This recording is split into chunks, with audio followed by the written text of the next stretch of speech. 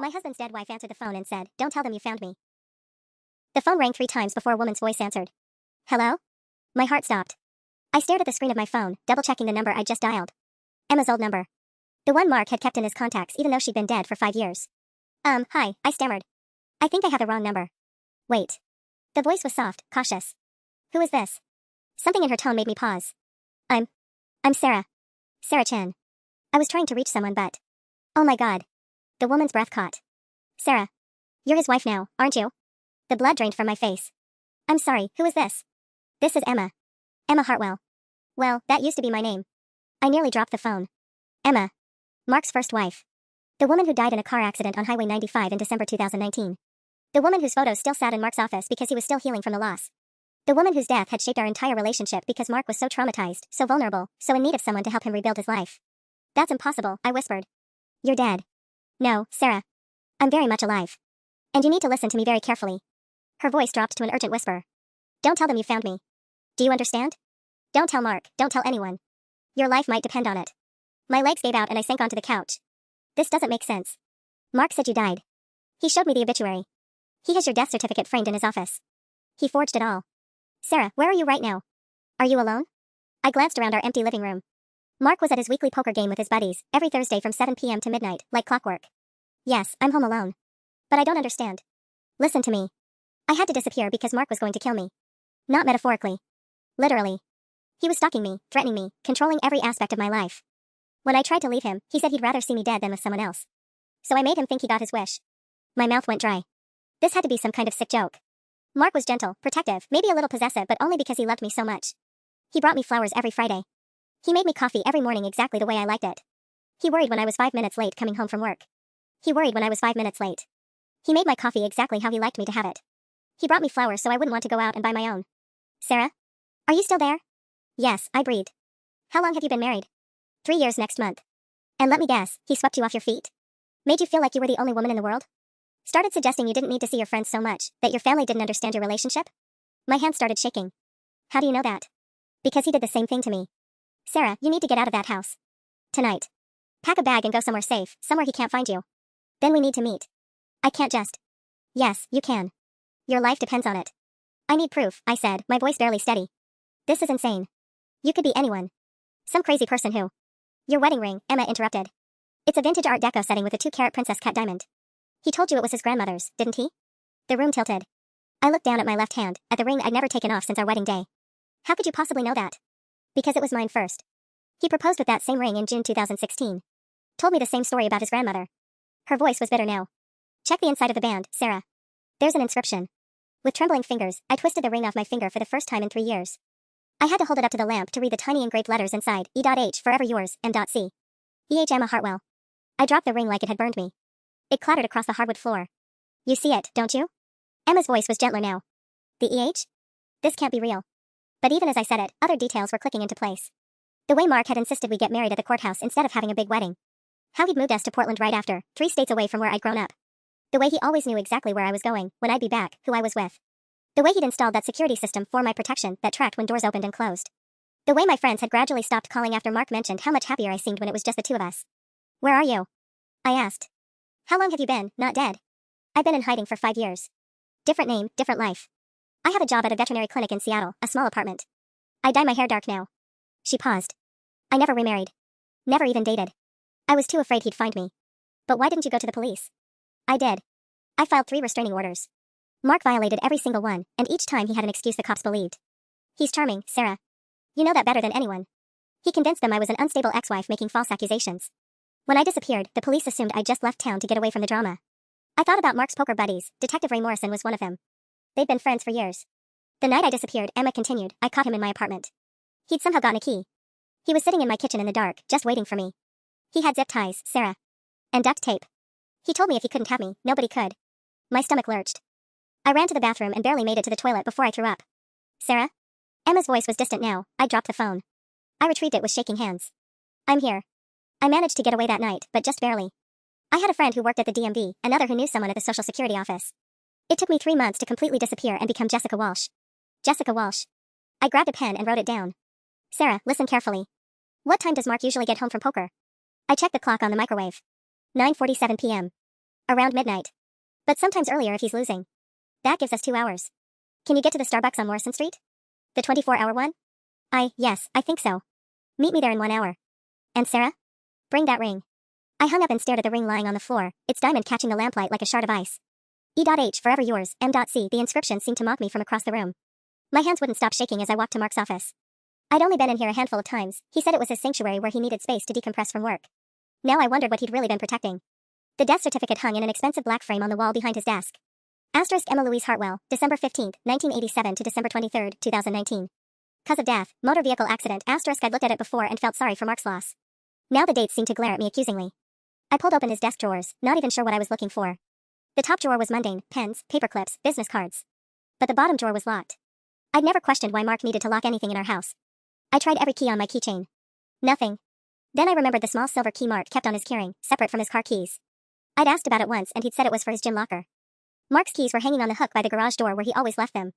My heart hammered as I crept through the house, though I knew he wouldn't be home for hours. Still, every creak of the floorboards made me jump. The silver key fit perfectly. Inside the drawer was a manila folder labeled E in Mark's neat handwriting. My stomach dropped as I opened it. Photographs. Dozens of them. Emma leaving what must have been her apartment building. Emma at a coffee shop. Emma talking to a man outside a bookstore. Mark had drawn a red X over the man's face. Emma getting into her car, walking her dog, laughing with friends. All taken from a distance with a zoom lens. Beneath the photos were printed emails and text messages. Screenshots of Emma's social media posts. A handwritten timeline tracking her daily routine. 7:15 a.m. Leaves for work. Takes Route 14. Stops at Java Joe's on Tuesdays and Thursdays. 6:30 p.m. yoga class at Serenity Studio. Home by 8:15 p.m. At the bottom of the folder was a receipt from Pine Valley Cemetery dated January 15, 2020. A burial plot. Purchased and paid for. Under the name Emma Louise Hartwell. He'd bought her a grave. I photographed everything with trembling hands, then put the folder back exactly as I'd found it. But as I was closing the drawer, my fingers brushed against something else, a small black device I didn't recognize. I pulled it out. It looked like a USB drive, but smaller. The label read TrackSafe GPS, Sarah's car. The room spun around me. I ran to the garage and dropped to my knees beside my Honda Civic, running my hands along the undercarriage until I found it. A small magnetic box stuck to the frame near the rear axle. Inside was an identical device. He'd been tracking me. For how long? Our entire marriage? Back inside, I grabbed my laptop and searched for TrackSafe GPS. The website showed detailed location histories, route tracking, speed monitoring. Everything Mark would need to know exactly where I was at all times. For your family's safety and peace of mind. I thought about all the times Mark had surprised me. I was in the neighborhood when he showed up at my office. I figured you'd want a ride when he appeared at the grocery store. Traffic looked bad on your usual route when he'd text me alternate directions. He hadn't been thoughtful. He'd been hunting. My phone buzzed with a text from Mark, *K beautiful, game's going late tonight. Don't wait up. Love you, *. It was 10:23 p.m. He usually didn't text during poker nights. I screenshot the message and started throwing clothes into a duffel bag. Underwear, jeans, sweaters, I wasn't thinking clearly, just grabbing whatever I could reach. I added my laptop, phone charger, and the small amount of cash I kept in my jewelry box. $340. As I headed for the door, I stopped and picked up the ring from the living room floor. Emma was right, I needed to bring it. The Starbucks on Morrison Street was a 15-minute drive, but I took a circuitous route, checking my mirrors constantly. Every pair of headlights behind me could be Mark. Every dark sedan could be his BMW. I parked across the street and sat in my car for 5 minutes, watching the coffee shop through its floor-to-ceiling windows. A few late-night customers sat scattered at tables, faces glowing from laptop screens. Then I saw her. Even with dark hair, even after 5 years, I recognized Emma from the photos in Mark's office. She sat in the corner booth, her back to the wall, eyes trained on the entrance. She looked exactly like someone who'd been running for her life. I sat across from Emma in the corner booth, studying her face in the harsh fluorescent light. She looked older than in Mark's photos, worn down in a way that had nothing to do with age. Her dark hair was pulled back in a messy ponytail, and she kept glancing toward the entrance every few seconds. You look just like your pictures, she said quietly. The ones he keeps on his phone. He has pictures of me on his phone? Emma's expression darkened. Hundreds. Screenshots from your social media, photos he's taken without you knowing. He showed them to people at Murphy's bar downtown, telling anyone who'd listen about his perfect wife. She wrapped her hands around her coffee cup. Sarah, how much do you know about what Mark does for work? He's in insurance. Commercial property assessments. That's his cover story. His real job is much more flexible. Emma pulled out a tablet and turned it toward me. Mark works as a private investigator. Specializes in surveillance and background checks. That's how he's so good at this. Tracking people is literally what he gets paid to do. The screen showed a website for Hartwell Investigations, LLC. Mark's photo smiled back at me under the tagline Finding the Truth You Need to Know. Client testimonials praised his discretion and thoroughness. He started the business 2 years after we got married, Emma continued. Said it was his dream job. I thought he just liked helping people. Her laugh was bitter. Turns out he liked having access to databases, surveillance equipment, and connections with law enforcement. I thought about Detective Morrison, Mark's poker buddy. The police don't know what he really is. Worse. They think he's one of them. He does freelance work for the Portland PD sometimes, finding witnesses, tracking down suspects who've skipped bail. Ray Morrison has vouched for him personally. Emma's voice dropped. When I tried to report Mark's stalking, Ray was the responding officer. He told me I was lucky to have such a devoted husband. My stomach churned. Show me the ring. Emma reached into her purse and pulled out a small velvet box. Inside was an identical Art Deco setting, but this one held a 1.5-carat emerald cut diamond instead of the princess cut on mine. I had it resized after I left, she said. Took the original diamond out and sold it for cash. But I kept the setting because I knew someday I might need proof. She turned it over to show me the inscription, E.H. Forever yours, MC 6.14.16. He proposed to you on June 14th? Our 6-month anniversary. Said he couldn't wait another day to make me his wife. Emma studied my face. When did he propose to you? The memory that had once seemed so romantic now felt sinister. October 12th, 2020. Also our 6-month anniversary. He said the exact same thing. Jesus. Emma closed her eyes. Sarah, I need to tell you something else. You're not the first woman after me. The coffee shop suddenly felt too warm. What do you mean? After I disappeared, Mark was single for about 8 months. Then he started dating a woman named Lisa Chen. Is she related to you? My blood turned to ice. That's my sister. I know. I've been watching from a distance, trying to keep track of Mark's victims. Lisa dated him for 4 months in late 2020. Then she suddenly moved to San Francisco and cut contact with everyone here in Portland. Even her own family. I gripped the edge of the table. Lisa said she needed a fresh start. She barely talks to any of us anymore. When she does call, she seems different. Nervous. I think Mark did something to scare her off. And then, conveniently, he met her sister. Emma leaned forward. Sarah, this isn't coincidence. Mark targeted you specifically because of your connection to Lisa. He wanted to punish her by taking someone she loved.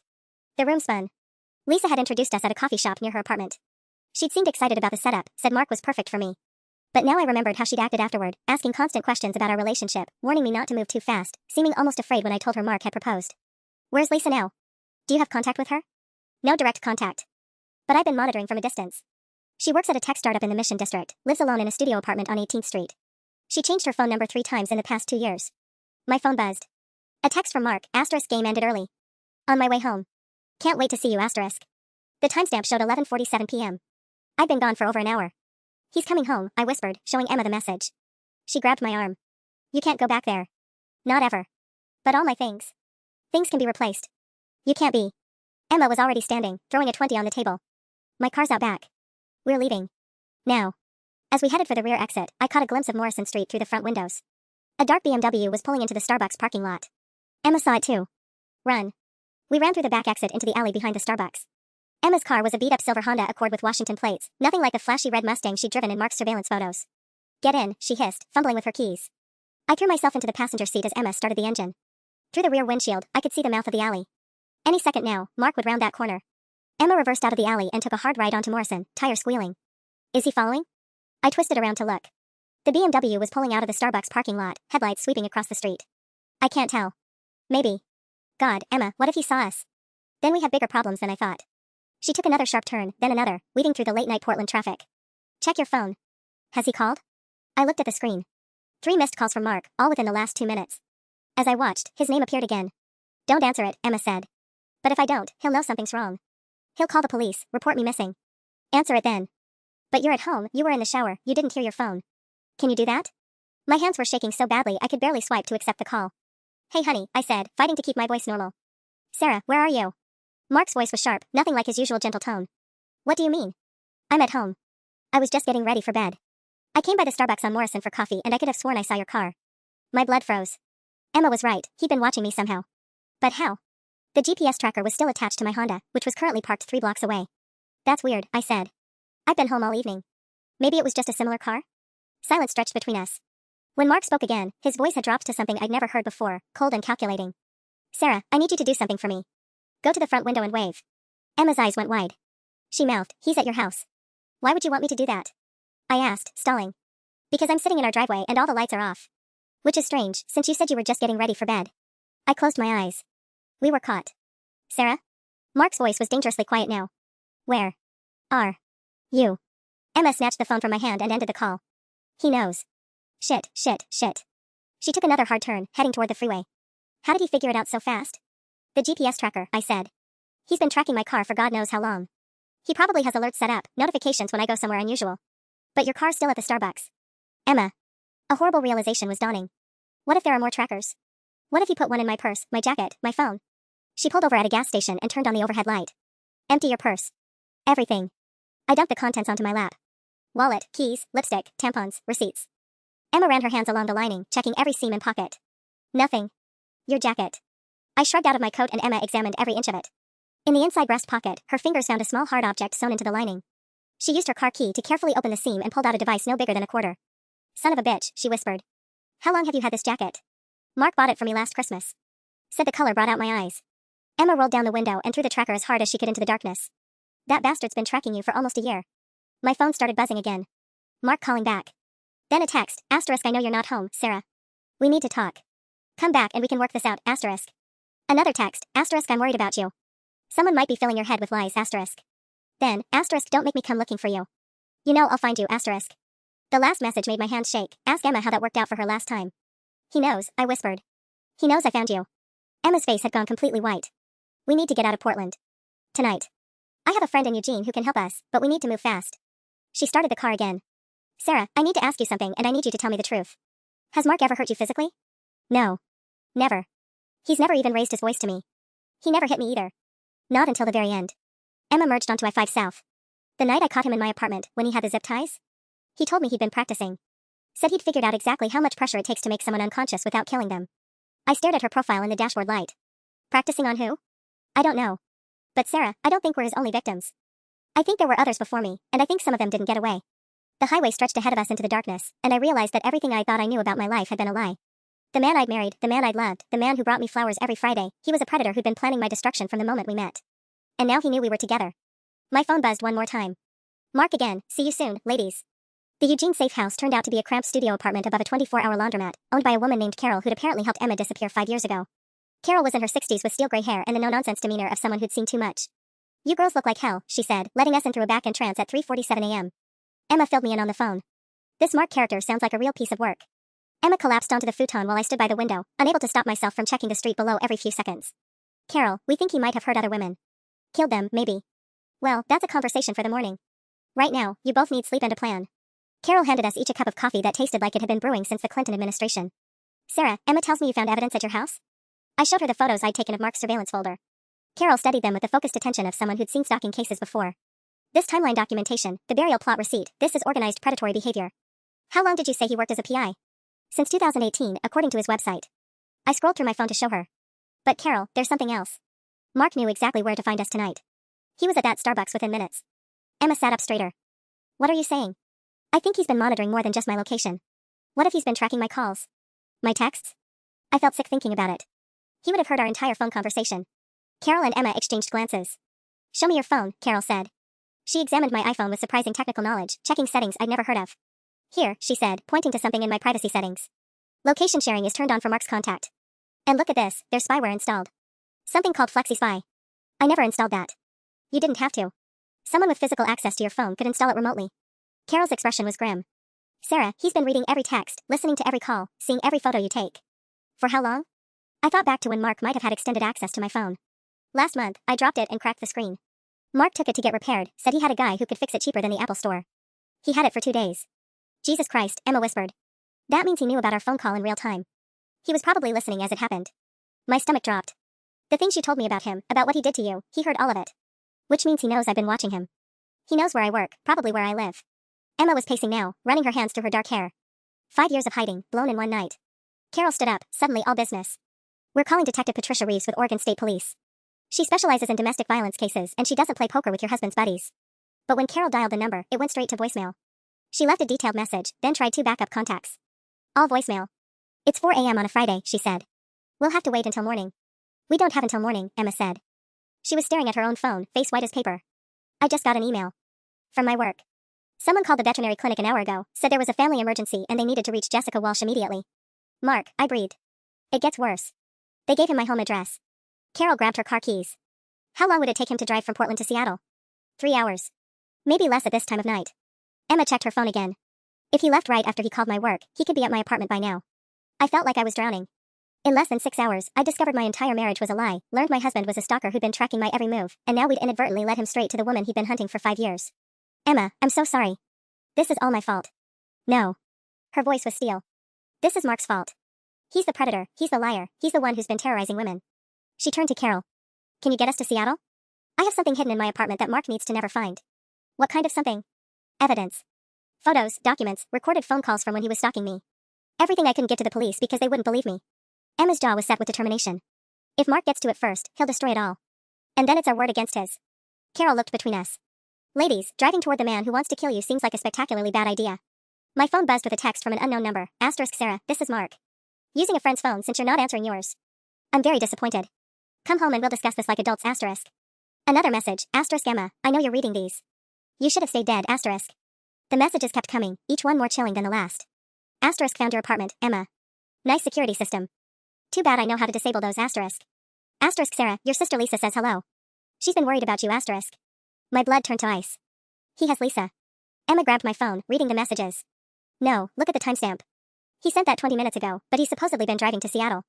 He can't be in two places at once. Carol peered over our shoulders. Unless he's not working alone. The thought hit me like a physical blow. Mark's poker night. Detective Morrison, plus 3 other guys who came every Thursday. What if it wasn't just a game? What if it was a network? Emma, when you tried to report Mark's stalking, did you only talk to Ray Morrison? No, there were others. Detective Kevin Walsh handled my second report. Said I was being overly emotional about normal relationship conflicts. Her face went pale. Walsh. Jessica Walsh. That's the name I've been using. He gave you that name, I whispered. He's been tracking you this whole time.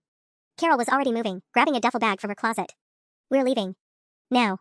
My cabin up in Cascade Locks, it's off-grid, no cell towers, no internet. We can figure out our next move from there. But as we headed for the door, Carol's landline started ringing. She looked at the caller ID and froze. It's the Eugene Police Department. Don't answer it, Emma said. Carol picked up anyway. Hello? Yes, this is Carol Martinez. Her face went ashen. I see. No, I haven't seen anyone matching that description. She hung up and turned to us. They're looking for 2 women in connection with a break-in in Portland. Said a concerned husband reported his wife missing along with a dangerous individual who may have kidnapped her. He's using the system against us, I said. How do we fight someone who has the police helping him? Emma was staring at her phone, scrolling through something rapidly. Maybe we don't have to fight all of them. Look at this. She showed us a news article from the Seattle Times, dated just 3 hours ago. Local veterinarian's apartment destroyed in suspicious fire. The article was brief, but it mentioned that Jessica Walsh's Capitol Hill apartment had burned down around 2 a.m., cause unknown, no injuries reported because the resident wasn't home. He burned your place, Carol said. Which means he destroyed the evidence I had hidden there. Emma's voice was hollow. 5 years of documenting his crimes, gone. I grabbed her arm.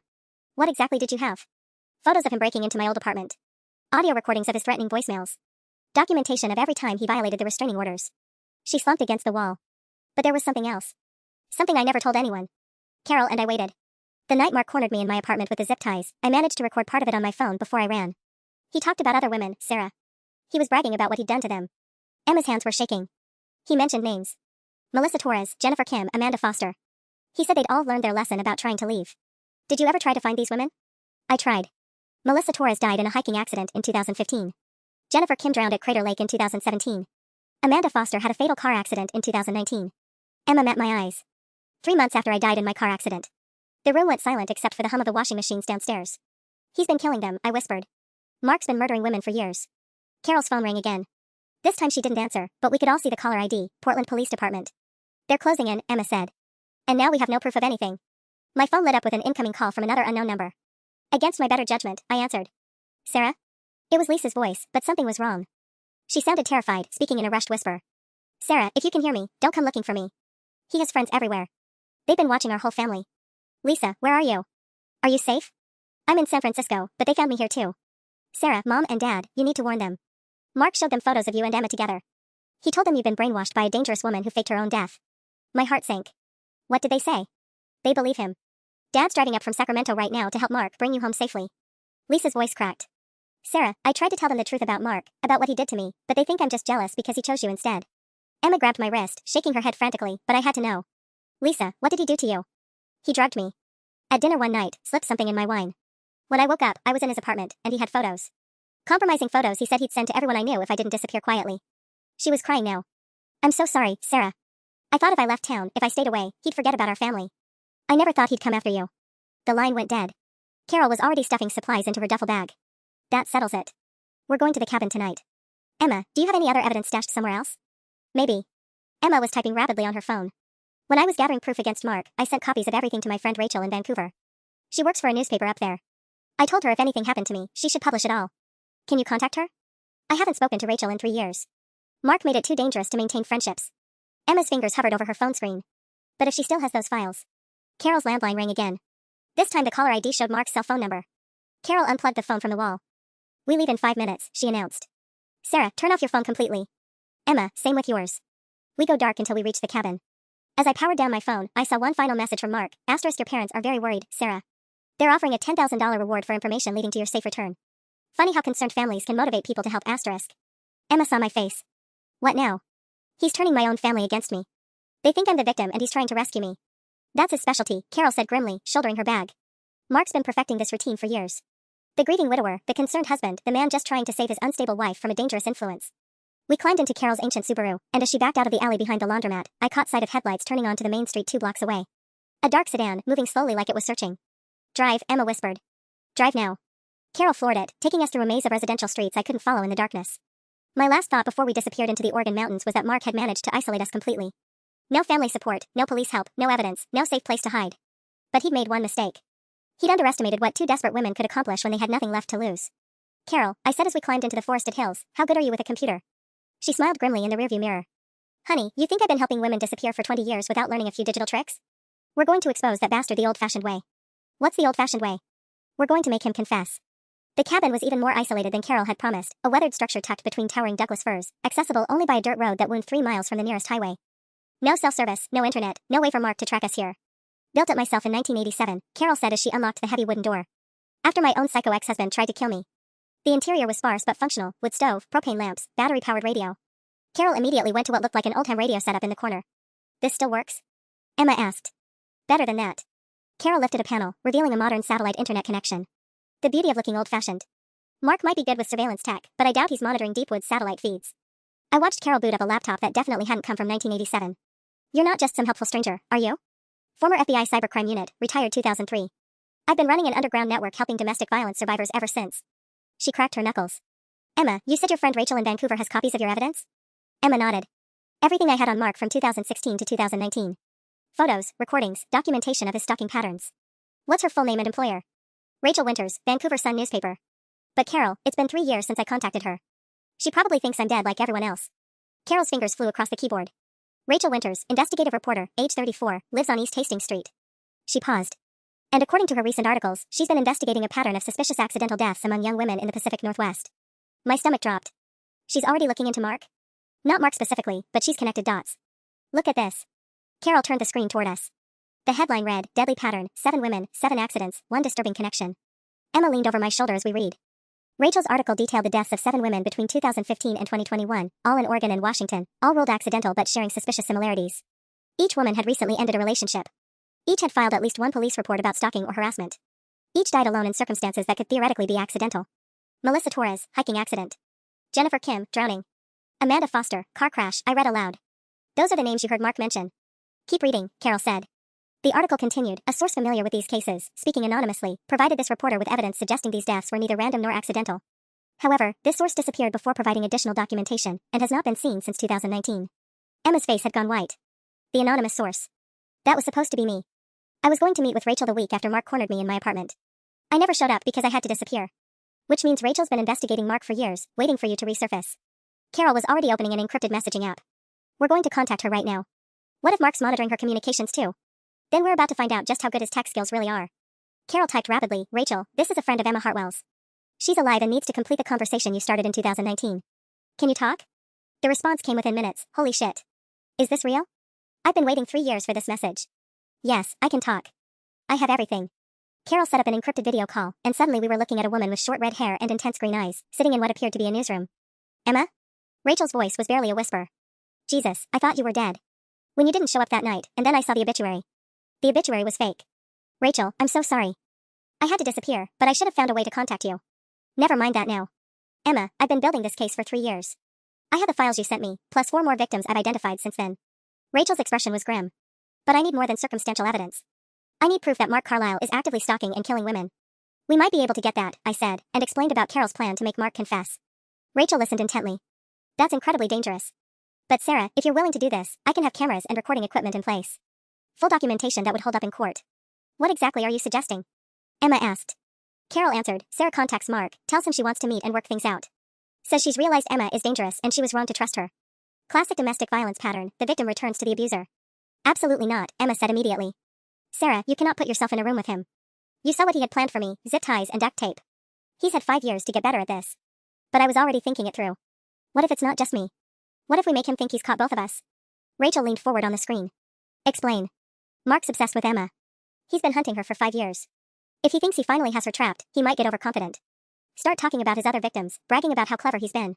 Sarah, this is insane, Emma said. You're talking about using yourself as bait for a serial killer. We're already his targets, I pointed out. At least this way, we control the circumstances. Carol was nodding slowly. Rachel, how quickly can you get to Portland with recording equipment?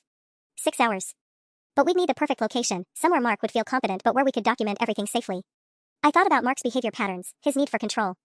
I know where. Mark owns a storage unit on the east side of town, Unit 847 at Secure Store on Powell Boulevard. He goes there sometimes when he's working on a case, but he's never let me see inside. You think that's where he keeps his trophies, Emma said. It wasn't a question. Or worse. Rachel, if we can get Mark to that storage unit and make him think he's finally won, that he has both of us trapped. He'll want to show off, Carol finished. Men like Mark can't help themselves. They need their victims to know how smart they've been. Rachel was already taking notes. This could work. But we need backup plans, safety protocols, extraction routes. And we need to move fast. How long before Mark realizes where you've gone? As if summoned by her words, the cabin's battery-powered radio crackled to life. Carol had left it tuned to a local news station, and the evening update was just beginning. Breaking news from Portland. Police are expanding their search for Sarah Chen, the 32-year-old woman who disappeared Thursday night. Her husband, private investigator Mark Carlisle, believes she may have been abducted by Emma Hartwell, a mentally unstable woman who has been impersonating his deceased first wife.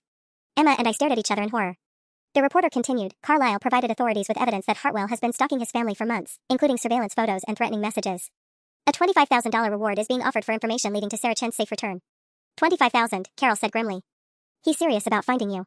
Rachel's voice came through the laptop speakers. Ladies, we just ran out of time to plan this carefully. If we're going to do this, it has to be tomorrow night. That's not enough time to, Emma started. It has to be, I interrupted. Because in 24 hours, Mark's going to have half of Oregon looking for us. And when they find us, who do you think they're going to believe, the respected private investigator offering a reward, or the mentally unstable woman who faked her own death? The cabin fell silent except for the crackling of the radio and the distant sound of whine through the trees. We all knew I was right. Mark had successfully painted himself as the victim and us as the criminals. Our only chance was to get him on record confessing to his crimes before his version of events became the official truth. Okay, Emma said finally. Let's make the bastard confess. The plan we hatched in that isolated cabin should have felt empowering. Instead, as dawn broke through the Douglas firs, I felt like we were walking into a trap of our own making. Rachel arrived at 7:43 a.m. sharp, driving a rented Honda CR-V loaded with equipment that looked more suited for a Hollywood film set than a journalism investigation. Wireless microphones, hidden cameras, GPS trackers, even what she called panic buttons that would alert law enforcement if we pressed them. I've been preparing for this story for 3 years, she said, unpacking a device no bigger than a button. This goes under your collar, Sarah. It'll pick up conversation from 30 feet away. Emma was studying Rachel's laptop screen, which showed a detailed satellite view of the secure store facility. Unit 847 is in the back corner, isolated from the main entrance. If Mark wanted privacy for something illegal, it's the perfect spot. That's what worries me, Carol said. She'd spent the morning reaching out to her network of contacts, trying to find someone in law enforcement who wasn't potentially compromised by Mark's connections. I finally got through to Detective Maria Santos with the FBI's Violent Crimes Unit. She's been tracking a pattern of domestic violence murders across state lines. Will she help us? I asked. She wants to, but she needs probable cause to move against Mark officially. A private investigator with connections to local PD? She has to be careful. Carol's expression was grim. Santos will have agents positioned around the storage facility tonight, but they can't intervene unless there's immediate danger. Rachel looked up from her equipment. Define immediate danger. Physical violence. A clear threat of murder. Something that would justify breaking down the door. Carol met my eyes. Sarah, you understand what this means? You'll be alone with Mark until he actually tries to hurt you. The weight of it settled on my chest like a stone. How do we even get him to the storage unit? He's not stupid enough to just meet us there. Emma had been quiet all morning, but now she pulled out a burner phone Carol had given her. We don't ask him to meet us there. We make him think he's found us there. What do you mean? I call Mark. Tell him I want to make a deal. I'll disappear forever if he agrees to leave you alone. I suggest we meet somewhere public, somewhere he'd never expect me to go. Emma's jaw was set with determination. Pioneer Courthouse Square, tonight at 8 p.m. But we won't actually be there, Rachel said, following the logic. No. We'll be at the storage unit, staging it to look like we broke in to find evidence against him. When Mark shows up at the square and we're not there, he'll be furious. Desperate. He'll start thinking about where we might have gone. Carol nodded slowly. And if Mark owns that storage unit, if he keeps trophies or evidence there, he'll race there to make sure we haven't found anything incriminating, I finished. And when he arrives, he'll find both of us apparently trapped inside, having discovered whatever he's been hiding. Rachel was already mapping out camera positions on her tablet. This could work. But Emma, that phone call, you'll have to be convincing. Make him believe you're genuinely trying to negotiate. I spent 2 years married to him, Emma said bitterly. I know exactly what he wants to hear. At 3:17 p.m., we drove back toward Portland in Rachel's rental car, leaving Carol's Subaru at the cabin as a backup escape route. My stomach churned with every mile that brought us closer to the city, closer to Mark. Emma placed the call at exactly 4 p.m., using the burner phone while Rachel recorded everything. Mark? It's Emma. Her voice was shaky, convincingly desperate. Don't hang up. Please. Well. Mark's voice through the speaker was coldly satisfied. The dead woman lives. Where's my wife, Emma? She's safe. Look, I made a mistake contacting her. I see that now. This has gone too far. Emma was crying, real tears, I realized, from years of suppressed fear and rage. I want to make a deal. You're in no position to make deals. I am if you want Sarah back unharmed. Emma's voice hardened slightly. Meet me tonight. Pioneer Courthouse Square, 8 p.m. Come alone, and we can end this. Mark's laugh was chilling. You think I'm stupid enough to meet you in public? After the stunt you pulled disappearing? It's the only way I'll feel safe. Too many witnesses for you to try anything. Emma paused. Mark, I'm tired of running. I want my life back. If that means disappearing permanently, never contacting Sarah or her family again, I'll do it. But I need guarantees. There was a long silence. When Mark spoke again, his tone had shifted to something almost gentle, the voice I remembered from our early dates. Emma, you sound scared. Has someone been filling your head with paranoid ideas? Sarah mentioned you seemed unstable. I'm not unstable. I'm terrified. There's a difference. Where are you staying?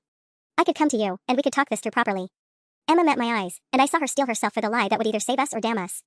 I can't tell you that. But Mark. I found some things. Old files, photos. Things from your storage unit. The silence that followed was so complete I could hear my own heartbeat. What storage unit? Mark's voice was deadly quiet. Unit 847. Secure store on Powell. I'm sorry, I was desperate. I thought maybe there was something there that could help me understand why you hated me so much. Emma's performance was flawless, the right mix of guilt and fear. I didn't take anything, I swear. But what I saw. Mark, we need to talk. You broke into my storage unit. It wasn't a question. The lock was easy to pick. Mark, please, just meet me tonight and we can figure this out. The line went dead. Rachel immediately started packing her equipment. He took the bait. How long before he gets to the storage facility? I checked the time. 4:23 p.m. If he's coming from downtown Portland, maybe 20 minutes. But he might go to Pioneer Square first, just to make sure it's not a trap. Either way, we need to be in position within the hour. Rachel handed Emma and me each a small black device. Panic buttons. If things go wrong, press and hold for 3 seconds. FBI will be inside within 30 seconds. Emma stared at the device in her palm. And if 30 seconds isn't fast enough? No one answered, because we all knew that if Mark was as dangerous as we suspected, 30 seconds might as well be 30 years. By 6:15 p.m., we were crouched in the back of Rachel's van across the street from Secure Store, watching through tinted windows as the last of the facility's staff locked up and went home. The place would be deserted except for security cameras, which Rachel had already figured out how to loop with footage from the previous week. Motion sensors show Mark's BMW driving past the facility twice in the last 10 minutes, Rachel said, monitoring her tablet. He's scouting, making sure we're really here. Emma adjusted the wireless microphone hidden under her shirt collar. What if he doesn't come inside? What if he just calls the police and reports a break-in? Then we're screwed, I said honestly. My hands wouldn't stop shaking as I checked my own recording equipment for the 5th time. But I don't think he will. If there's evidence in that storage unit, he can't risk the police finding it first. Rachel's tablet chimed with an alert. Black BMW, Oregon plate 7G4RTH, just turned into the facility entrance. That's him. Through the van's rear window, I watched Mark's car creep slowly down the rows of storage units, headlights sweeping back and forth. Even from a distance, I could see his silhouette in the driver's seat, the man I'd shared a bed with for 3 years, who'd brought me coffee every morning and kissed me goodbye like a normal husband. He's parking, Emma whispered. 3 units away from 847, just like we planned. We'd spent an hour that afternoon staging the scene. The storage unit's lock cut with bolt cutters Rachel had brought. The metal door rolled up just high enough for someone to crawl inside. Emma's jacket draped over a box near the entrance, as if she'd been searching through Mark's things when something spooked her. Remember, Rachel said, you need to get him talking about the other women. Melissa Torres, Jennifer Kim, Amanda Foster, use their names. Make him think you already know everything. I watched Mark get out of his car, moving with the careful precision of someone who'd done this before. He was wearing dark clothing, latex gloves, and carrying what looked like a small duffel bag. Jesus, Emma breathed. He came prepared. Mark approached Unit 847 cautiously, pausing every few steps to listen. When he saw the cut lock in Emma's jacket, his posture changed, shoulders tensing with rage. Sarah? His voice carried clearly across the empty facility. Emma? I know you're in there. That was our cue. Emma and I slipped out of the van and crept along the shadows between storage units, approaching from behind while Mark focused on the partially open door. I'm not angry, Mark called out, his tone sickeningly gentle. I just want to talk. Sarah, honey, you've been lied to. Emma's not the victim here. Emma and I exchanged glances. We were 15 feet away now, close enough to see the contents of his duffel bag when he set it down, rope, duct tape, a gun, and something that looked like a syringe. I know you found my collection, Mark continued, crouching down to peer under the storage unit door. It's not what you think. Those women were dangerous, Sarah. They threatened our happiness. My blood froze. Our happiness. He was talking about murders like they were relationship counseling. Emma poisoned them against me, just like she's poisoning you. But I protected us. I protected our love. Mark's voice was getting more agitated. Melissa thought she could blackmail me. Jennifer was going to the FBI. Amanda actually thought she could hide from me in Portland. Rachel's voice crackled through our earpieces, keep him talking. FBI needs more specific confessions. Emma stepped out of the shadows. Hello, Mark. He spun around, and for a moment his face showed genuine shock. Then it twisted into something I'd never seen before, pure, murderous rage. There you are, my dear dead wife. His hand moved toward the duffel bag. 5 years of hunting, and you just walk up to me? I'm tired of running, Emma said, echoing her earlier phone call. But I want Sarah to hear the truth before this ends. Mark's eyes found me in the darkness. Sarah, sweetheart, come here. Emma's about to do something very stupid. I stepped into the light, and Mark's expression shifted to the gentle, concerned look I knew so well. There's my girl. I've been so worried about you. But his hand never moved away from the bag.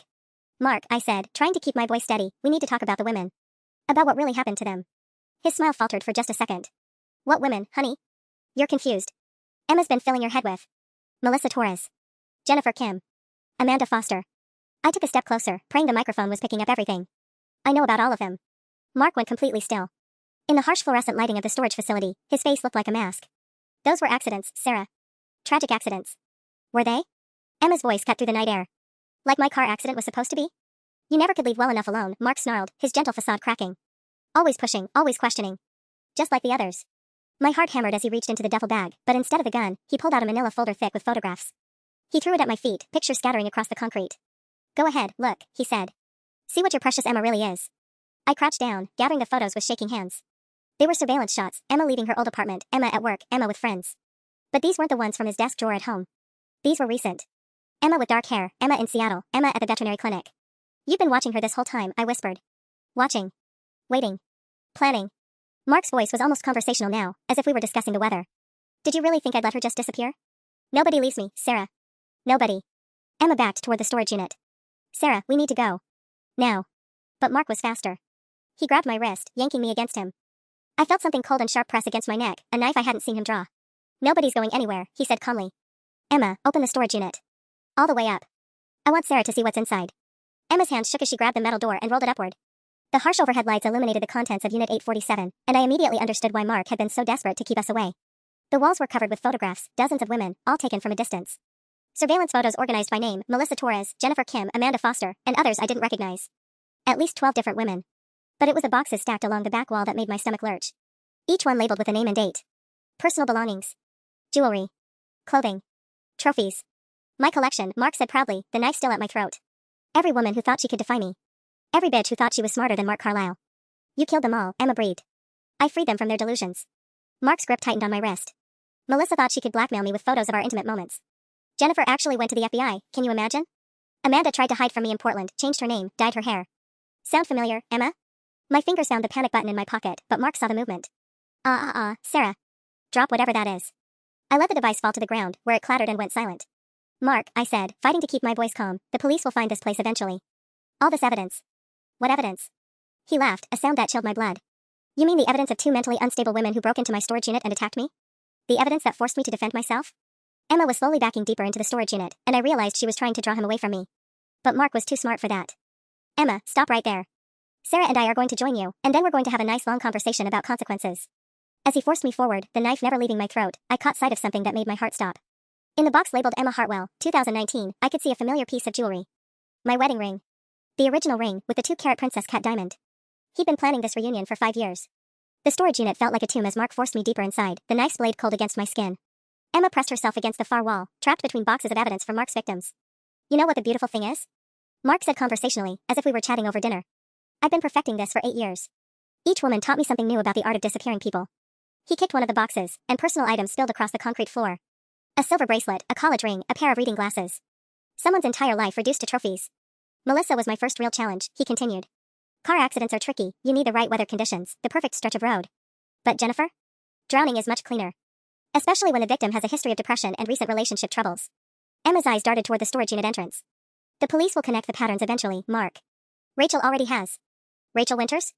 Mark's laugh was genuinely amused. You mean the investigative reporter who's been getting anonymous tips about her own safety? Poor thing's been so paranoid lately, jumping at shadows. I heard she's taking an extended leave of absence from the Vancouver Sun. My blood turned to ice. What did you do to her? Nothing permanent. Yet. But Sarah, you should see the lovely photos I sent to her editor, Rachel appearing to meet with known drug dealers, Rachel taking envelopes full of cash. Amazing what you can accomplish with the right camera angles and a little digital manipulation. The implications hit me like a physical blow. Rachel wasn't coming to help us. She might not even be alive. The FBI agents Carol contacted, I said, pieces falling into place. Detective Santos. Received a very convincing call from Detective Morrison explaining that you two are dangerous fugitives who've been threatening federal law enforcement. Mark's smile was predatory. Amazing how a badge and the right connections can reshape reality. Emma was staring at him with undisguised horror. How long have you been planning this? Since the day you faked your death, darling. Did you really think I wouldn't figure it out? The timing was too convenient, the accident seemed too perfect. He reached into one of the boxes and pulled out a driver's license. Emma's face smiled back from the plastic, but the name read Jessica Walsh. Carol Martinez has been very helpful, by the way. Amazing what people will reveal when they think they're talking to a fellow FBI agent. My legs nearly gave out. Carol had been our lifeline, our one trustworthy contact. If Mark had compromised her too. Carol's fine, Mark said, reading my expression. She's enjoying a nice sedative-induced nap in her own cabin. She'll wake up tomorrow with a terrible headache and very confused memories about helping two dangerous women escape justice. Emma pushed herself off the wall, fists clenched. You bastard. How many people are you going to destroy? As many as it takes. Mark's voice hardened. You broke the rules, Emma. Marriage is a sacred bond. When you promise to love, honor, and obey, those weren't just pretty words. He turned to me, and his expression softened into something almost tender. But Sarah understands that, don't you, sweetheart? You've been such a perfect wife. Obedient, trusting, exactly where you're supposed to be. The knife pressed harder against my neck, and I felt a warm trickle of blood run down to my collarbone. Which is why this hurts me more than it hurts you, Mark continued. I really hoped we could work through this rough patch. Get some counseling, maybe take a nice vacation somewhere remote. But Emma poisoned you against me. She didn't poison me, I managed to say. She showed me who you really are. And who am I, Sarah? Tell me what the crazy dead woman convinced you to believe. I met Emma's eyes across the storage unit, seeing my own terror reflected back at me. But also something else, determination. Emma mouthed something I couldn't quite make out, then nodded almost imperceptibly towards something behind Mark. Following her gaze, I saw it. Hanging on a hook near the entrance was a crowbar, probably left by the storage facility maintenance crew. You're a murderer, I said loudly, hoping to mask any sound Emma might make moving toward it. You killed Melissa Torres in 2015. You drowned Jennifer Kim at Crater Lake. You ran Amanda Foster off the road 3 months after you thought Emma died. Mark's grip on the knife shifted slightly. Very good. Though you missed Rebecca Santos in 2014, my first successful project. And Diana Walsh in 2020, right before I met you. 7 women total, each one a valuable learning experience. Diana Walsh, Emma breathed. Detective Kevin Walsh's daughter? Poor Kevin never knew his little girl was threatening to expose my methods. She thought she was so clever, gathering evidence, building a case. Mark shook his head in mock sadness. Hiking accidents are almost as easy to arrange as car crashes, especially when you know the victim's favorite trail. Behind Mark, Emma had almost reached the crowbar. But the angle was wrong, she'd have to step directly into his line of sight to grab it. Mark, I said desperately, what's your endgame here? You can't kill everyone who discovers the truth. Can't I? His eyes glittered in the harsh fluorescent light. Sarah, I've been doing this for nearly a decade. I have connections in law enforcement across 3 states. I own politicians, judges, coroners. The system works for me because I make it work. He gestured around the storage unit with his free hand. This little museum? It's my insurance policy. Detailed records of every kill, every cover-up, every favor owed. If anyone ever tries to bring me down, a lot of very important people go down with me. Emma lunged for the crowbar. Mark spun toward the movement, dragging me with him, and the knife bit deeper into my neck.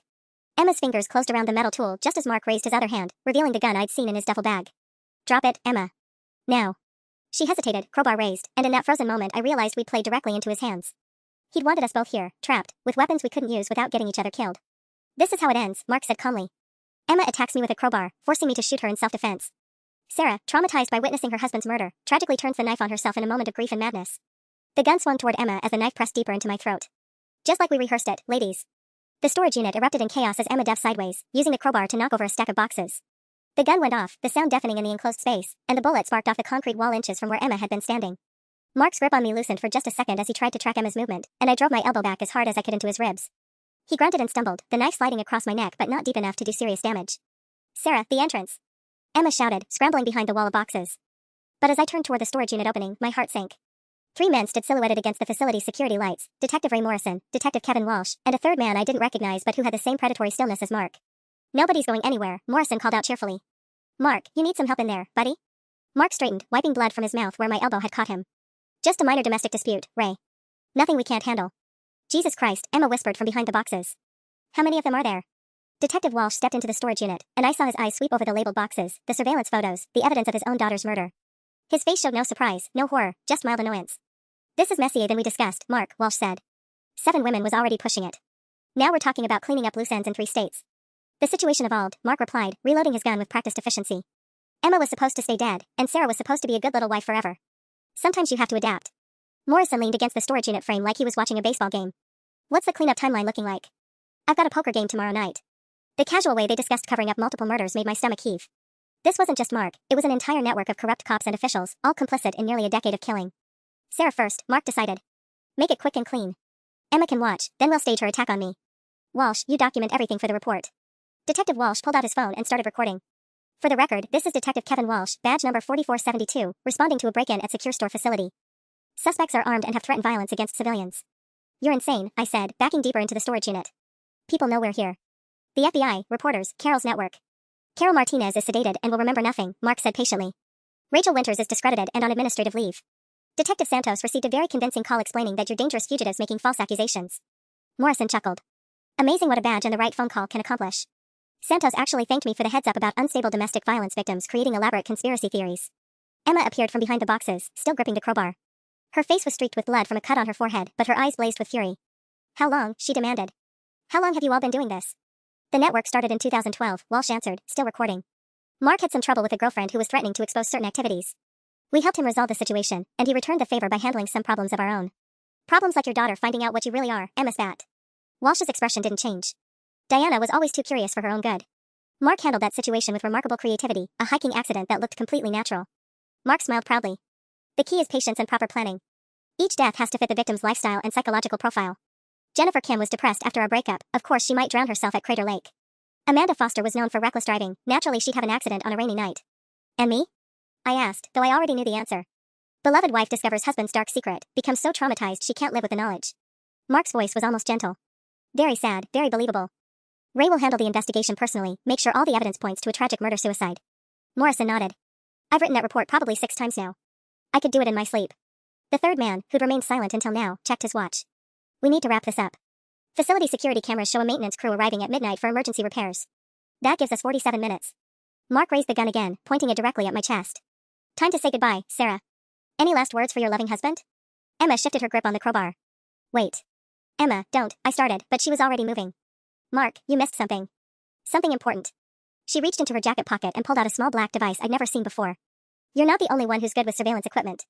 Mark's confident expression faltered slightly. What is that? Livestream, Emma said, holding up the device. Everything you just said, every confession about Diana Walsh, Rebecca Santos, all of it, it's been broadcasting to 12 different news outlets and FBI field offices for the past 20 minutes. Detective Walsh stopped recording, his face going pale. Morrison pushed himself off the wall, suddenly alert. That's impossible, Mark said. We disabled all the equipment. Emma's smile was savage. You disabled Rachel's equipment. You never found mine. She pressed a button on the device, and a small red light began blinking rapidly. Emergency beacon just activated. Real FBI agents, not your corrupt buddies, will be here in approximately 8 minutes. The storage unit fell silent except for the sound of our breathing and a distant hum of traffic on Powell Boulevard. Then Mark started laughing.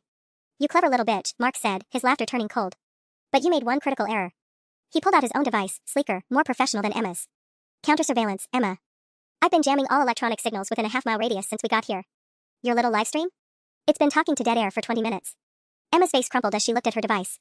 The red light was still blinking, but now I could see it was flashing in a different pattern, an error code. Nice try though, Morrison said. Mark, we really do need to wrap this up.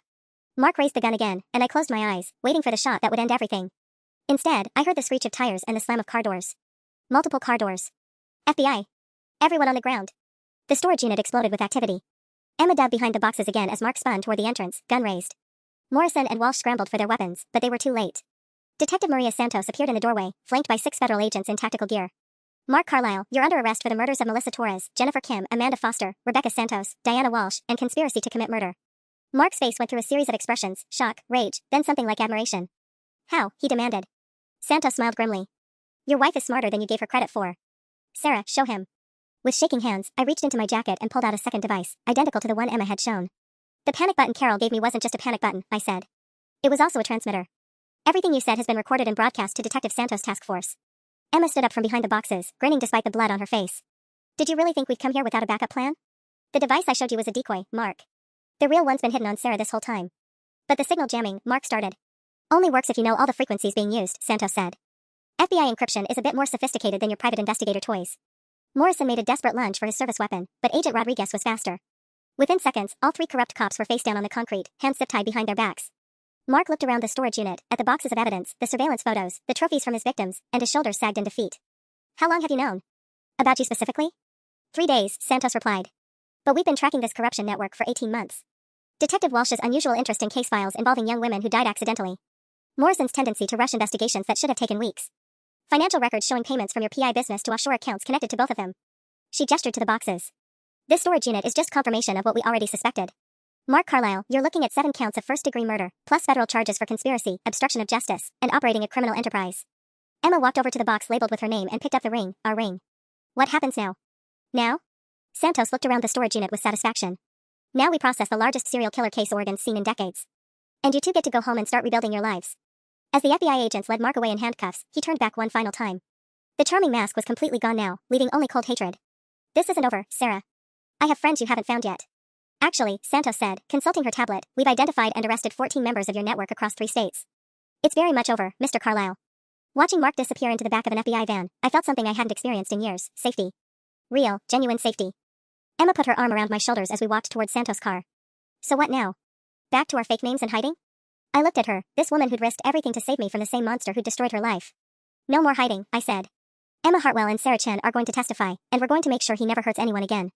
6 months later, I was sitting in federal court watching Mark Carlisle receive 7 life sentences without the possibility of parole. Emma sat beside me, holding my hand as the judge read the verdict. Justice, I thought, was a beautiful thing.